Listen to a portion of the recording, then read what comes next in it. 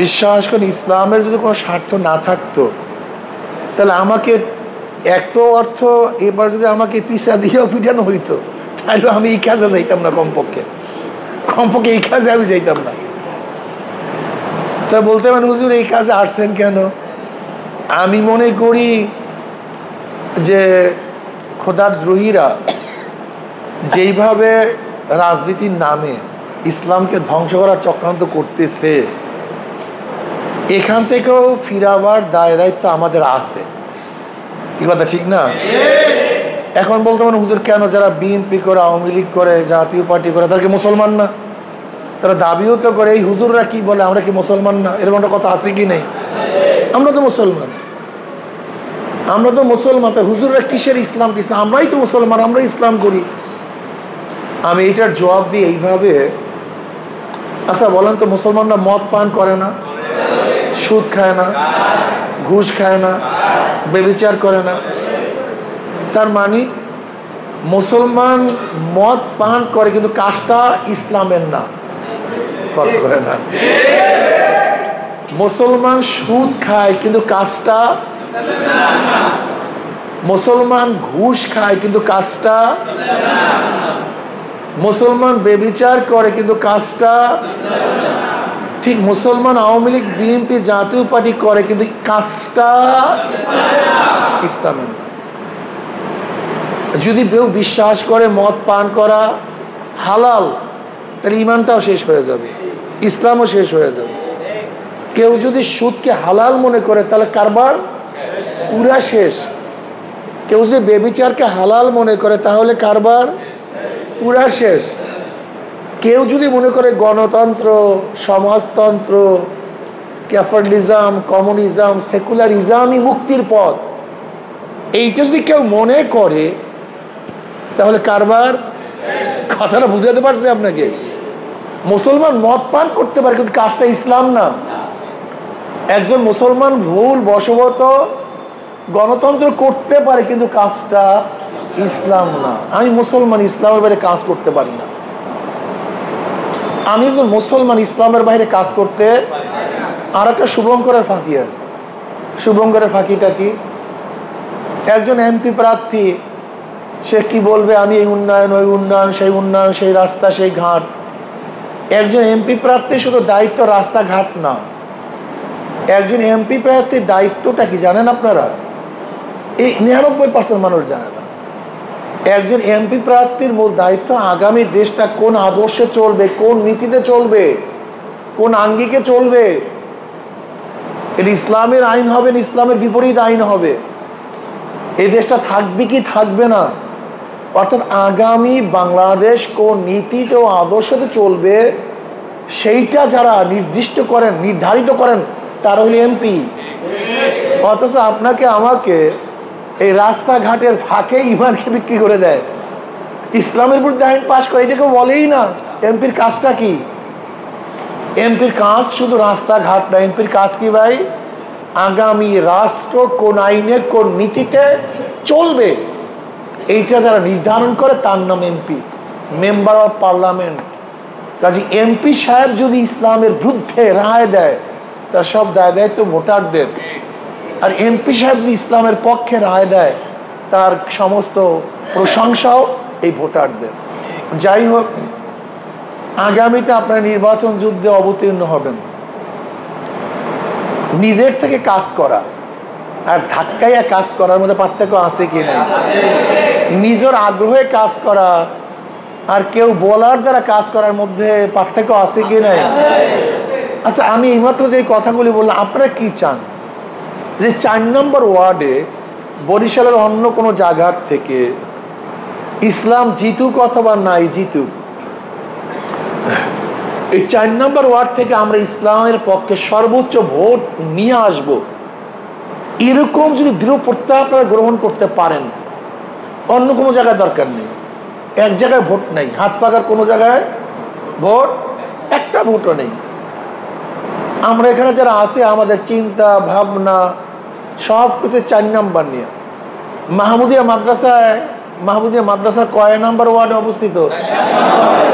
কিন্তু 4 নাম্বার সেইভাবে শক্তিশালী ইসলামের পক্ষে না, এইটাই বাস্তবতা। এখানে মার্কাজ, সবচেয়ে বড় মাদ্রাসা, একসময় দক্ষিণবঙ্গ সবচেয়ে বেশি আলোচিত প্রতিষ্ঠিত মাদ্রাসা ছিল এইটা। এখানে সমস্ত মানুষ, 4 নম্বরে সমস্ত মানুষ ইসলামের পক্ষে থাকা উচিত ছিল। কি কথা ঠিক না? সবচেয়ে শক্তিশালী হওয়া উচিত ছিল, কিন্তু আসলে বাস্তবতা কি? আমরা সেই শক্তিশালী হতে, তবে হ্যাঁ, সুশৃঙ্খল একটা ছোট্ট বাহিনী, সুশৃঙ্খল ছোট্ট একটা বাহিনী বিশৃঙ্খল হাজারো বড় বাহিনীর বিরুদ্ধে বিজয় অর্জন করতে পারে। এর নমুনা নাই? বদরের ময়দানে মুসলমানদের সংখ্যা ছিল কম, বেঈমানদের সংখ্যা ছিল, জিতছে কারা? মুসলমান। আপনারা জানেন রাজা দাহিরের বিরুদ্ধে মোহাম্মদ বিন কাসিম রহমতুল্লাহ আলাইহি মাত্র 5000 সৈন্য নিয়ে বিজয় অর্জন করছেন। কত হাজার সৈন্য নিয়ে? মাত্র 5000। সুশৃঙ্খল তারেক বিন জিয়াদ রহমতুল্লাহ আলাইহি মাত্র 5000 সৈন্য নিয়ে স্পেনটাকে দখল করে ফেলছেন। সুলতান মাহমুদ গজনবী রহমতুল্লাহ মাত্র 17 জন সৈন্য নিয়ে ভারতকে আক্রমণ করে ভারতটাকে জয় করছেন। যেহেতু এই বাহিনীর সুশৃঙ্খল বাহিনী, কি বাহিনী ছিল ভাই? সুশৃঙ্খল একটা ছোট্ট বাহিনী বিশৃঙ্খল বহুত বড় বাহিনীর বিরুদ্ধে বিজয় অর্জন করতে পারে। আপনারা এখানে যারা আছেন সবাই যদি আন্তরিকতার সাথে এই কাজটা নিজের কাজ মনে করে, এটা অন্য কার কাজ নেই, দায়িত্ব আমার। ইসলাম হুকুমাত কায়েম করা, সমাজের সেবা করা, সমাজকে এস্টাবলিশ করা, বাংলাদেশ উন্নয়ন করা, প্রত্যেকটা গরিবের অধিকারকে ফিরিয়ে দেয়া, আমাদের মা বোনদের ইজ্জতকে রক্ষা করা, আজকে গরিব দুঃখী মেহনত মানুষের শিক্ষার ব্যবস্থা গ্রহণ করা, অন্ন বস্ত্র বাসস্থান চিকিৎসার গ্যারান্টি দেয়া, অর্থাৎ বাংলাদেশ থেকে 1 টাকাও বিদেশে পাচার না হওয়া, এই বিষয়গুলি যদি আমাদের সবার সাথে সম্পৃক্ত থাকে, তাই কাজটা কোনো ব্যক্তির না সবার। তা আপনি একা মাথা চাপিয়ে দেন কেন? এই ভাবনা কেন থাকবে আমার সভাপতির কাজ, এটা সেক্রেটারির কাজ, এটা ক্যান্ডিডেটের কাজ, এইটা অমুক ভাইয়ের কাজ, এটা আমার কাজ না। এর জন্যই আমরা হারি, এর জন্যই আমরা ঠগি। এখানে আপনারা যত মানুষ আছেন, কত মানুষ এখানে আলহামদুলিল্লাহ অনেক মানুষ আসছেন এখানে, প্রচুর লোক। এই লোকগুলো যদি আজকে শপথ নিয়ে নামি যে 4 নম্বর ওয়ার্ডে 80% ভোট হাত ফাঁকা নিয়ে আসবো, বিশ্বাস করেন আপনারা যদি নামেন, এই 4 নম্বর মোট ভোট কত? 10,100। 10,100। এখানে কত লোক আছেন উপস্থিত? কত? 200 উপরে। 200-কে ভাগ দেন, 10,000-কে ভাগ দেন 200 দিয়া, কত? 20 জন। 5 জন করে পড়ে, 5 জন করে লোক একজনের ভাগে পড়ে। 10,000-কে যদি 200 দিয়ে ভাগ দেন কত হয়? 50 জন। 50 জন, 50 জন লোক ভাগে পড়ে। আচ্ছা বলেন যে 50 জন লোককে দাওয়াত দেয়া, এর মধ্যে অর্ধেক হলো মহিলা, অর্ধেক পুরুষ। আচ্ছা 50 জন লোককে দাওয়াত দেয়া একজন মানুষের জন্য, আজকে কত তারিখ? নভেম্বরে নির্বাচন হবে, ফেব্রুয়ারি, কত মাস? প্রায় 3 মাস, 80 দিন, প্রায় 80 দিন। আচ্ছা 80 দিনে 50 জন মানুষের কাছে যদি যাই আমি একা, তা কতবার যাওয়া যায়? কত শতবার যাওয়া যায়? যদি পাথরের উপরে পানির ফোঁটা পড়তে পড়তে, পাথরের উপরে পানির ফোঁটা পড়তে পড়তে যদি পাথরের মধ্যে গর্ত হতে পারে, তা আমি একটা লোকের পিছনে, কেন আমার তো অন্তর আছে, মহাব্বত আছে, ভালোবাসা আছে, ওরা পয়সা দিয়ে কর্মী নামাবে, আর আপনি নামবেন হলো ইমানি জজবায়, কাজে ওদের কাজ আপনার কাজ এক হবে না। কিন্তু আগে নিজেকে বুঝতে হবে কাজটা আমার। আচ্ছা বলেন তো, জুমার মসজিদে আমার নিজের গরজে আসি না? 5 ওয়াক্ত নামাজে আমার নিজের গরজে আসি না? হজে মানুষ পয়সা খরচ করে কার গরজে যায়? তা আপনি এটাকে ইসলাম মনে করেন না কেন? এই কাজটাকে নিজের মনে করেন না কেন? এই কাজটা জাকাত নিজের পয়সা দিয়ে দেয় না, দান সদকা নিজের পয়সা দিয়ে করে না, নিজের গরজে জানাজায় যায় না, নিজের গরজে ইবাদতগুলি করে না, তো এইটাকে ইবাদত মনে করেন না কেন? আল্লাহর জমিন আল্লাহর হুকুমত কায়েম করবেন, এর চেয়ে বড় ইবাদত কি হতে পারে? হ্যাঁ, এইটাকে আমি নিজের কাজ মনে করার কারণটা কি জানেন?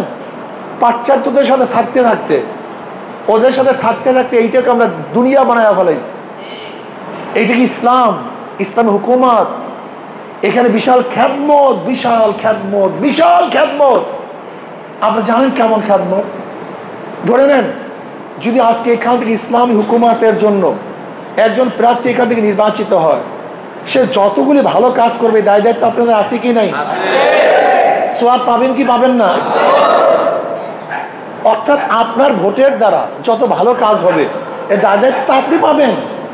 এই মসজিদে যারা দান করছে এদের সওয়াব নাই? যারা পোস্ট কোয়ার্টারে পয়সা দিবে তাদেরকে গুনাহ নাই? বুঝেন না কেন? কথাটা কোনো সহজ। অর্থাৎ এটাকে ইসলাম মনে করি না, এইটাকে খাদমত মনে করি না। অথচ আমি বিশ্বাস করি না, এখানে আমাদের বেআই সাহেব আছেন, মোহতারাম সাহেব বহুত বড় আলেম, যদি ব্যক্তির ইসলামের জন্য এক ব্যক্তি 1 মাসের চিল্লা দিতে পারে, 2 মাসের চিল্লা দিতে পারে, 1 সাল লাগাতে পারে, জীবন সাল লাগাতে পারে, তার নিজের ব্যক্তির চিকিৎসা, সমাজের চিকিৎসা, রাষ্ট্রের চিকিৎসা করার জন্য আমি কেন 1টা মাস সময় দিতে পারবো না? কেন 2টা মাস সময় দিতে পারবো না? আমাকে বলেন, আমাকে বলুন আপনার ধারণা কি? ধরে নেন আজ যদি এখানে একজন আলেম এমপি হয়, তাহলে আপনি খেয়াল করে দেখেন তো মসজিদগুলোর অবস্থা কেমন হবে, মাদ্রাসাগুলোর অবস্থা কেমন, একটু খেয়াল করে দেখেন তো। যেই মসজিদ মাদ্রাসার জন্য আপনি এত টেনশন করেন, একজন ইসলামের পক্ষে এমপি তো পাকা, এটা তো এমনিতেই ডেভেলপ হয়ে যাবে। অথচ আমরা আলেমটা বুঝি না, সব হলো নগদ বুঝি। একটু জুড়াইয়া খাইলে যে আরাম, একটু পাকাইয়া খাইলে যে মজা, এটা বুঝতেই চাই না আমাদের সবাই। না আলেমরা বুঝি, না জালেমরা বুঝি, না মৌলবীরা বুঝি, না মুসল্লিরা বুঝি। আমি কথাটা বুঝাতে পারি না। সবাই নগদ নারায়ণে বিশ্বাস। আরে ভাই একটু জুড়াইয়া খাও, একটু অপেক্ষা করো, একটু সময় দাও। হ্যাঁ, আমাদের প্রতিদ্বন্দ্বী অনেকে আসবে, অনেক কথা বলবে, শুধু একটা প্রশ্ন তুলেন, ভাই তারা তো ছিল, কি করছে একটু দেখা যেতেন। অনেকে তো ছিল এখানে, নাই? অনেকে ছিল না? কি করছে ভাই দেখায় দাও, কি করছে দেখায় দাও, দৃশ্যমান একটা কাজ দেখায় দাও, অমুক এই কাজটা করছে। ভালো কোনো কিছু দেখাতে পারবে না। যদি আপনার প্রশ্ন করেন শায়েস্তাবাদের পোলটা করছে কে, এই শায়েস্তাবাদে যে যান সে পোলটা কে করছে? আব্দুর রহমান বিশ্বাস সাহেব শেষ করতে, এই তো তাদের ক্রেডিট, এই তো তাদের যোগ্যতা। কি করছে যারা বারবার ছিল এখানে এমপি? সহজ কথা, শুধু একটাই প্রশ্ন করবেন যে ভাই তারা ছিল তো, যদি না দেখতাম বারবার তাহলে প্রশ্ন করতে পারতাম, ছিল তো, তারা ছিল তো, এখন আছে তো, কি করতেছে? চাঁদাবাজির জ্বালা, দেখেন কাশীপুর গোষ্ঠী শুদ্ধ লড়াই দিতে আছে চাঁদাবাজির। কি করবো আপনি বুঝেন? আল্লাহ না করুক এখনো ক্ষমতায় যায় নাই, তাতে যে অবস্থা যদি ক্ষমতায় যায় খুব বুঝেন অবস্থাটা কি হবে। যাই হোক, অনেক কথা বলে ফেলছি। শুধু আমি অনুরোধ করব, এই কাজটাকে আপনার নিজের কাজ মনে করেন কিনা? সবাই কিন্তু বলেন এই প্রথম একটা কাজ ঢুকার, এইটা আমার নিজের কাজ। যতক্ষণ আপনার মাথার মধ্যে থাকবে এই কাজটা অমুকের, আপনাকে জীবনে কাজে পাবো না। আজকে বলেন তো, যখন ঘরটাকে নিজের ঘর মনে করেন তখন ঘরের টেনশনটা কেমন থাকে? যখন পরের ঘর মনে করেন তখন টেনশনটা কেমন থাকে? যখন নিজের জমি মনে করেন তখন মাথার মধ্যে প্রেশানি কেমন থাকে? যখন পরের জমি মনে করেন তখন মাথার মধ্যে প্রেশানিটা কেমন থাকে? একটু খেয়াল করে দেখেন তো। এই কাজটাকে নিজের কাজ মনে করেন, নিজের কাজ মনে করেন, অনুরোধ করছি, নিজের কাজ মনে করেন। ইনশাআল্লাহ 24 ঘন্টা সময়ের মধ্য থেকে। আর যেই কাজের পিছনে শ্রম নেই, অর্থ নেই, সেই কাজের গুরুত্ব নেই। কি আমার সেই কাজের কোনো, আপনার শ্রমও দিতে হবে, অর্থ দিতে হবে। রাজি আছে না ভাই? অল্প হোক, এই সংখ্যা অল্প হোক, এই সংখ্যা অল্প হোক, অল্প হোক, অল্প হোক, শ্রম দেওয়া অর্থ দেওয়ার লোক অল্প হোক, সুশৃঙ্খল হোক, বিজয় হবে, কোনো সন্দেহ নেই ইনশাআল্লাহ। কিন্তু যদি আপনার ভোগী হয়, কাজ হবে না? ত্যাগী যদি হন নিশ্চয়ই কাজ হবে। ত্যাগের মধ্যে মজা, ভোগের মধ্যে মজা নেই। মা সন্তানের জন্য ত্যাগ করে, এর জন্য মায়ের গুরুত্ব সবচেয়ে বেশি। বাবা সন্তানকে বড় করার জন্য হাজারো ত্যাগ করে, এর জন্য বাবার গুরুত্ব বেশি। যে যেই কাজের জন্য ত্যাগ করে সেই কাজের প্রতি গুরুত্ব তার বেশি থাকে। ইনশাআল্লাহ আমি বিশ্বাস করি আজকে 4 নম্বর ওয়ার্ডের এখানে যারা আছেন, খাস করে মাহমুদি মাদ্রাসা এখানে অবস্থিত, এখানে বহুত ওলামায়ে কেরামের বাসস্থান। যদি আমরা পরিকল্পিতভাবে যারা দায়িত্বশীল আছেন পরিকল্পনা নেন, আগামীতে ইনশাআল্লাহ 4 নম্বর ওয়ার্ড থেকে সর্বোচ্চ 80% ভোট আগামীতে কিন্তু মনে করবেন না আগের হিসাব থাকবে, সব পরিবর্তন হয়ে যাবে। কিন্তু আগের অঙ্ক সব বাদ, এখন নতুন অঙ্ক শুরু হয়ে গেছে। আপনি দেখছেন আমেরিকা নিউ ইয়র্কের অবস্থাটা কি? এই অঙ্ক কষতে পারে নাই জীবন।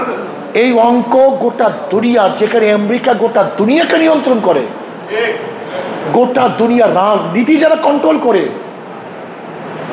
যেখানে আপনার মিলিয়ন ডলার তার বিরুদ্ধে, মেয়রের বিরুদ্ধে খরচ করছে, কোনো কাজ হয় নাই, কোনো কাজ হয় নাই।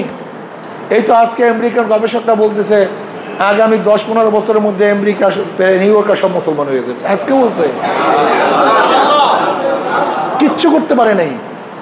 মিলিয়ন ডলার খরচ করেও কিচ্ছু করতে, অথচ তার টাকা নেই।